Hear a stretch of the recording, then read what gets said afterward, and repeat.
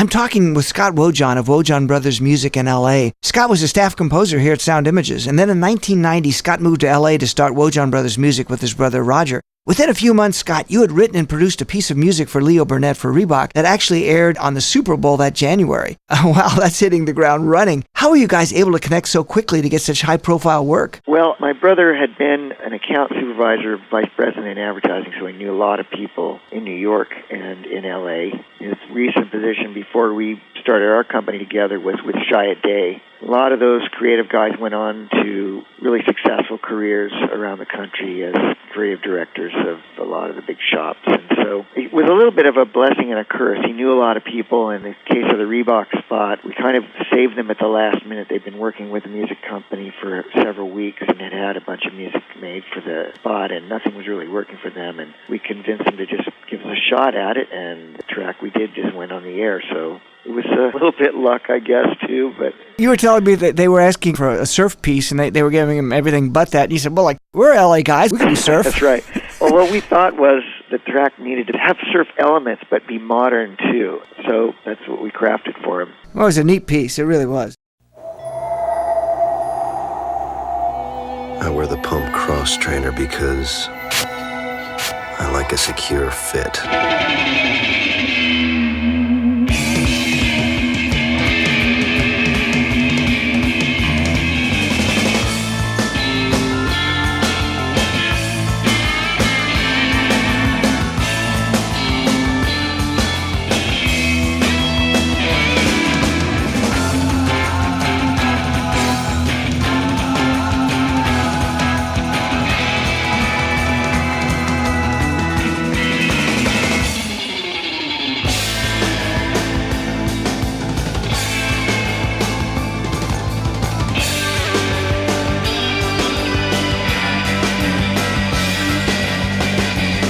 Life is short. Play hard. Reebok. Scott, you actually had a role in an episode of a primetime Stephen Bochco musical drama called Cop Rock back in 1990 with music by Randy Newman, Mike Post, Greg Edmondson, and Alan Elliott. It was a very interesting concept back then, in some ways like 20 years ahead of Glee, which is a big hit series today, but it was much more surreal because it was actually a cop show where the cops would break into song here and there. The show only lasted one season. I thought it was very cool, though. Were all the songs pre-recorded in the show and then lip-synced like in a music video? No, it wasn't, and I'll tell you, we've been joking because a lot of those singers that were living in L.A. at the time worked on that show because the singing was all live to film, which had never been done. Oh, wow. Other than, say, The Tonight Show. Uh-huh. And so it was a very expensive program to do, and we joke now that, there wouldn't have been an Ally McBeal or a Glee had Cop Rock not come on the air and failed. I remember watching Ally McBeal, and they'd have like a courtroom scene, and it would morph into a musical. I was like, that's Cop Rock. Cop Rock. I think the difference may have been that Cop Rock was a dramatic series, more like NYPD Blue, and I think the juxtaposition of musical fantasy just coming out of nowhere from a pretty hardcore drama was just tough for people to accept. Here's a clip where actor-singer David Giannopoulos, playing Officer Andy Campo, has been sent to prison for murdering a suspect while in custody.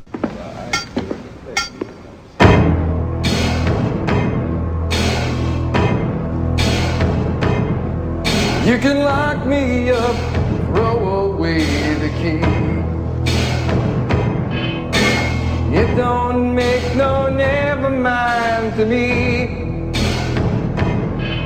You can chain me down like a junkyard hound, bury me 6 feet in the ground, but you can't keep a good man down. No, you can't keep a good man down. If you want a piece of me, just take your place in line. But you better not miss and you better not waste my time. You can shove a blade inside my heart, but you damn well better finish what you start. 'Cause you can't keep a good man down. No, you can't keep a good man down.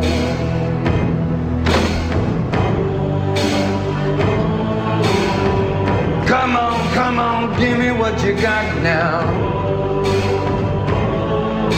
Step up, take your best shot now. Take a real good look at this man right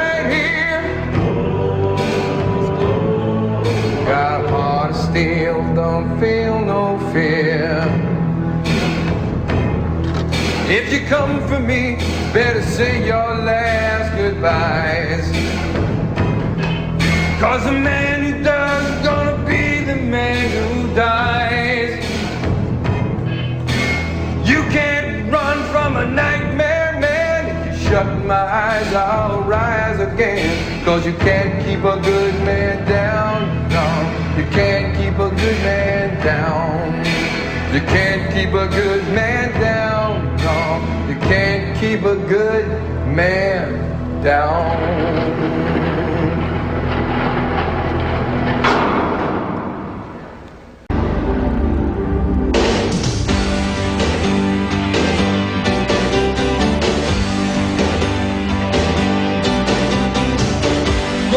Sunshine, tears and rain, precious memories of years go by.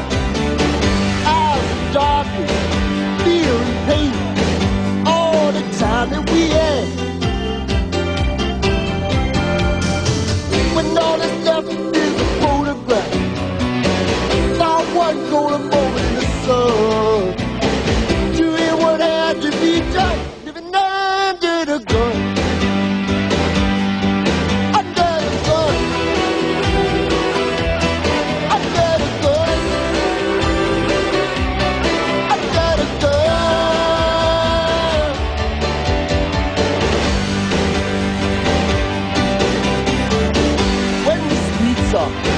Dark and bare, not a sign of comfort anywhere. In the alley, on the stair, you call it, I will be there. When no one else seemed to care, living under the gun. Under the gun. Under the gun.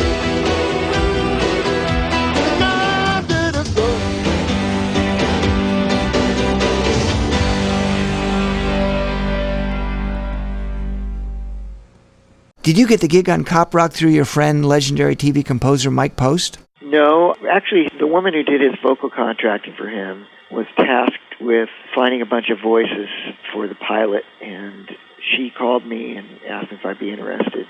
She had been a studio singer in Los Angeles for a number of years before she worked with Mike Post and knew a lot of the talent in the area, and that was my connection, because we were old friends.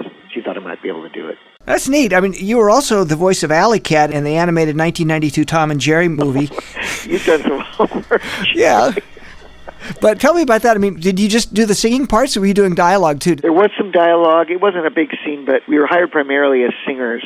It was for a Henry Mancini thing. And they called us in to sort of develop these character voices that would sing. And there was some dialogue leading into the tune. One of the big things on my resume.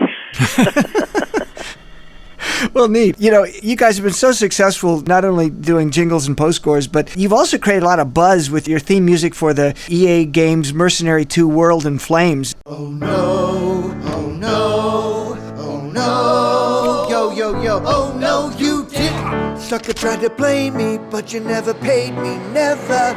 Oh no, you didn't. Payback is a coming, you will be running forever. Oh no, you did. Until I get my vengeance, I will never end this mayhem.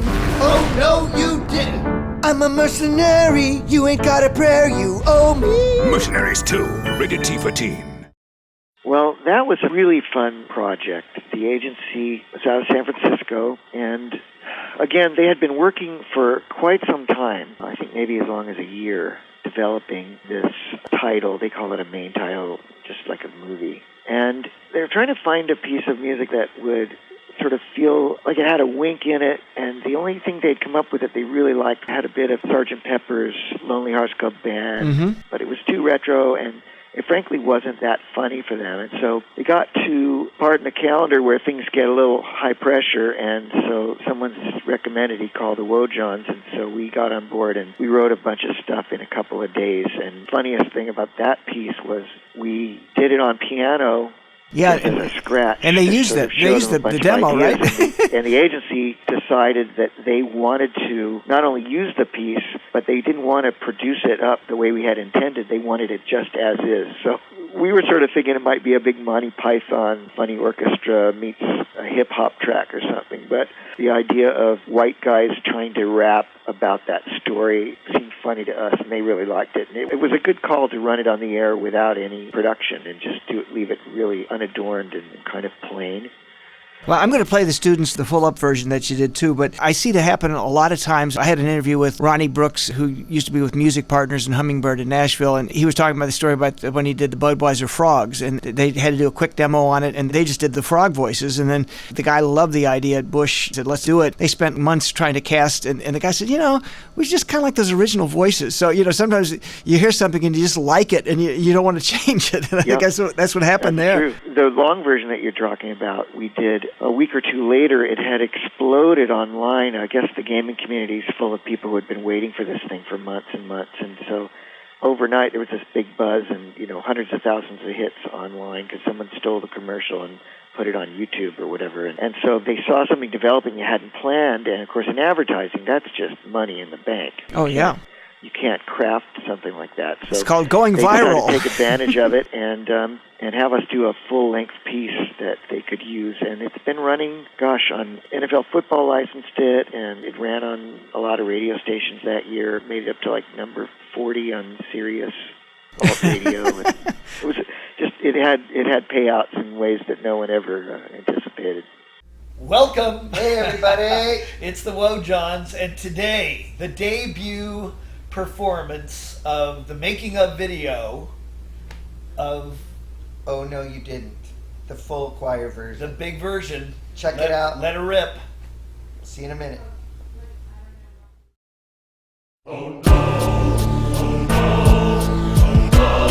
Yo, yo, yo. Oh no, you didn't. Sucker tried to play me, but you never paid me, never. Oh no, you didn't. Payback is a coming, you will be running forever. Oh no, you didn't. Until I get my vengeance, I will never end this mayhem. Oh no, you didn't. I'm a mercenary, you ain't got a prayer. Oh, Oh no, you didn't. Oh no, you didn't. Oh no, you didn't. Oh no, you didn't. Oh no, you didn't. Didn't you? Oh no, you didn't pay me what you owe me. So now it's over for you.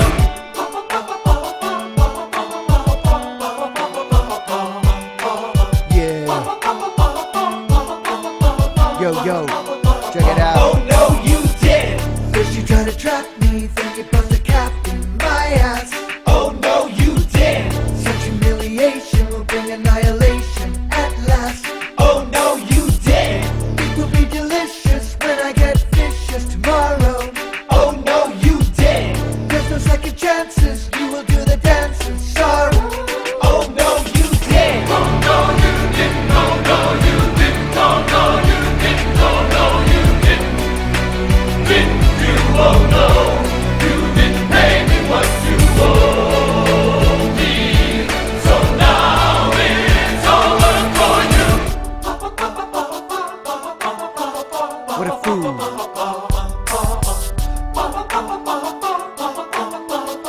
Alright, come on. Better watch your back, boy, keep running. This ain't just a game, I'll never stop coming. I got my arsenal, I put out the call. And when I'm finished, y'all, you'll be a rag doll. You will try to diss me, now you're gonna wish you were dead. Oh no, you did. After I deliver, your blood will be a river of red. Oh no, you did. Better beware when no one's there to defend you. Oh no, you did. So many ways to kill, it's gonna be a thrill to end you. Oh no, you did. Oh no, you didn't. Oh no, you didn't. Oh no, you didn't. Oh no, you didn't. Didn't you? Oh no, you didn't pay me what you owe me. So now it's over for you. Oh no, oh no, oh no, you didn't. All right, there you have it. Thanks everybody for checking it out. We're going to be on iTunes with that tune in a couple of weeks. And in the meantime, check out our MySpace page. We've got it streaming there in all of its wonderful glory. And we'll see you next time. Peace. Well, you guys still seem to be incredibly busy doing commercial jingles and post scores for TV commercials. I see a lot of your work on the air, like the Brad Garrett 7-Up spots and the Army spots.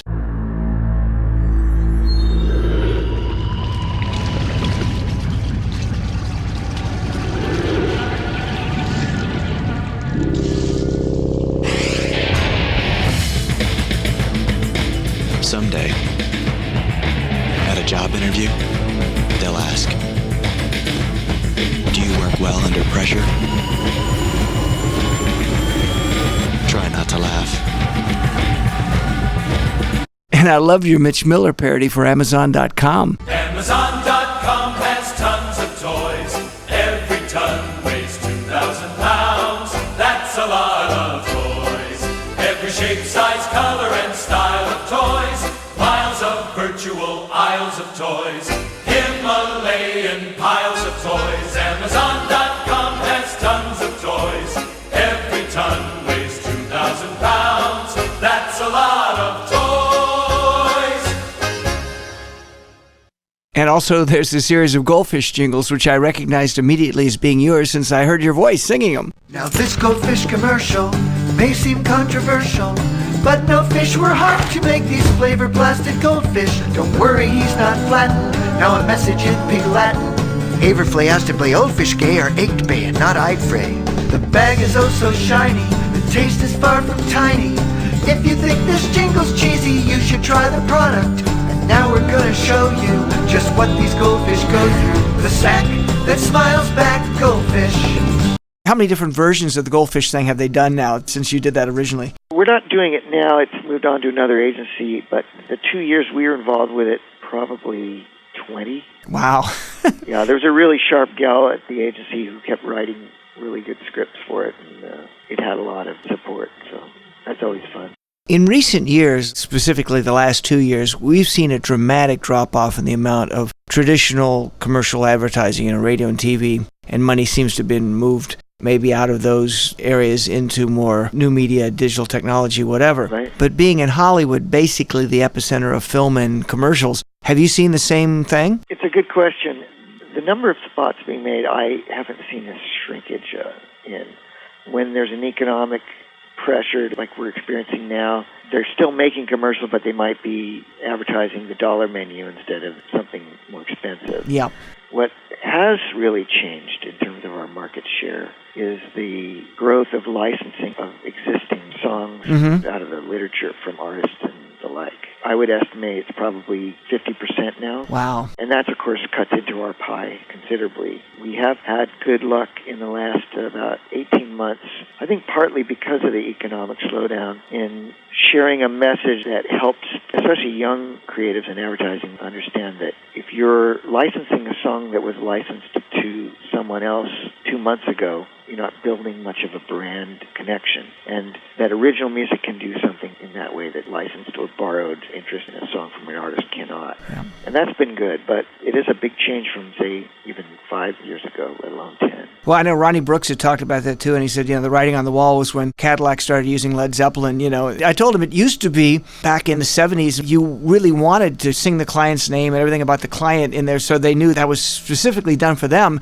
And now, sometimes when we do a piece of music, we try to disguise it, almost make it sound like some obscure song that's been licensed. That's right. Yeah, it's interesting. In addition to all your recording that you do with Wojahn Brothers, you also have a gig on American Idol, don't you? Well, that's a Wojahn Brothers connection. Oh, okay. The Ford is one of the 2 or 3 main sponsors of American Idol, and over the years we've developed a long relationship with them. And so, starting, 6 or 7 years ago, beginning with the 3rd season of American Idol, we were asked to produce the music videos that run as an embedded piece. Once we get to the finals in American Idol and there are 12 singers left, they go to a 2-day format. On Wednesdays, when a singer is voted off the show, there's an embedded music video that's sort of like an old Fun Monkeys or Beatles video where we take a pop tune and we might rearrange it, we might do a sound alike, and the kids that are still in the show are filmed doing that song. Oh, cool. And so we produce those, but they're really through our Ford advertising connection. It's not something I do personally. It's a Wojahn Brothers gig. So. Oh, okay. I had heard at one time that you had written a lot of the arrangements for the live band that performs during the show to accompany the singers. I guess that's not true. No, there's a whole team of guys who do, but that's not us. Oh, okay. We only do the music videos that are embedded in the show. When Taylor Hicks or whatever does a Ford commercial, are you involved in that? Well, that particular year, yes. He won the show, and right as they were finishing the competition, Ford negotiated with him to sing a piece of music, an original piece of music that would run all summer as sort of a sales event piece, and paid him a ton of money. And we did a chart, recorded it all live, sort of like old Memphis, with horns and section and singers and everybody live, because they wanted it to sound like that was sort of his bag, his style. So, yeah, we did that piece. They don't always sign the winner to an advertising deal, although it did happen, I think, last season, a year ago. That's neat. I get what I want, I go where I please, I'll do it my way, 'cause that's what I say, and that works for me. Possibility. Announcing Ford's model year clearance. Drive on us with 0% financing on new 2006 models, plus we'll pay for your gas until 2007. Are you ready for me? Way above the ground, living out loud, loving what I see, possibilities. On the Brad Garrett 7-Up commercial, did you record Brad Garrett? Yes, he was a good sport. We had That's we had to convince everyone involved that it would be wise for us to have a conversation with him first and talk about the key. Yeah. Because he's not really a singer, of course, and everybody who's not a musician that was involved in the process sort of assumes that, it's just going to go smooth because he's Brad Garrett, and we had to kind of help teach them that, hey, it's going to be best if we prepare well so that he feels successful when he's there, because he, frankly, for all his talent, and because he's not a singer, was a little bit skittish about doing well. He wants to be seen in a good light, of course, but he was a great sport, and he actually did quite well. Yeah, it is a great commercial. Yeah, it was fun. He was fun to work with. The studio loves you for the grumpy neighbor. I mean, you're Brad Garrett. Mr. Curmudgeon. Mr. Grumpers. Who's skipping down the streets of the city, smiling at everybody he sees? Who's reaching out to tickle a horsey? Everyone knows it's Brad, why are you so bubbly? I don't know who he is right now, but he needs to stop it. Crisp, clean 7-Up. Ridiculously bubbly. When you do your recordings, do you have your own studio, or do you use LA's Finest and just book time there? And we use LA's Finest and book time. There's so many good rooms here, and frankly, our business model was to keep our costs low, our overhead low, and we do, of course, have recording equipment. We do demos, and we might do a small repair or a remix in the office. But for the most part, we go out and record at recording studios. They have all the best gear. I don't have to worry about the technical headaches or the upkeep. Yeah, in my interview with Bob Krolich, who's a composer, and he works primarily in Logic and does all of his work there on his own computer, but he has to mix it himself. And he said he would truly like to be able to take it into a studio someplace where there's a mixer who actually that's his job, and he is very good at mixing. And he thinks there could be some real value added to have somebody who's really good take your work and do their thing with it. Right. We have a handful of engineers that we trust who know our way of working. And the other value is sort of the added value of having clients walk into a space where you know that this artist was just making a record and there's stuff all around the walls, and it just has a whole different vibe, added value to the project. Yeah. Are most of your projects now recorded in Pro Tools, or do they use some other system? Yes, standard issue now. Yeah. When did you see that switch? Was it about in the mid-'90s, or? I would say mid-'90s it started showing up. We, frankly, were the last bastion of analog. We record so much with live musicians, and we love the sound of it. We were the last ones on the boat. But there's no denying the convenience of being able to readdress things and all the flexibility that comes with Pro Tools. And frankly, it's sounding pretty good these days, so yeah.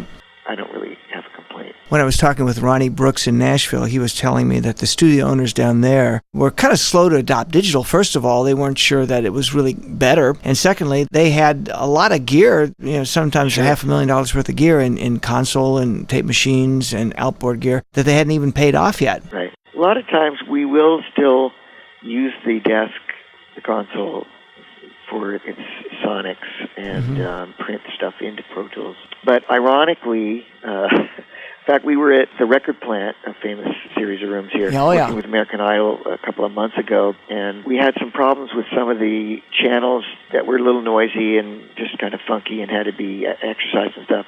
And what we learned was that that room had been used so much by the hip-hop guys, and they bring everything in on laptops, and all they do is deliver a stereo straight into a couple of channels, and that's all they do. They do everything in their laptop, and the desk barely gets used anymore. It's just really funny. Yeah, that's what happened a few years ago. I think it was January of 2008. I was recording some vocal tracks for Gnarls Sparkly, and they came in and just handed me a CD and said, here's the track. We're going to do some vocals to this. That's right. Well, neat. Scott, it's always a pleasure talking with you. Hopefully next time you and Terry are in town, you can stop by the studio and we'll talk in person. But thank you so much for doing it. This is very, very cool. And I'm sure the students, especially when they see all the videos, they're going to be really excited about this. Well, great. It's been nice talking to you too, Jay.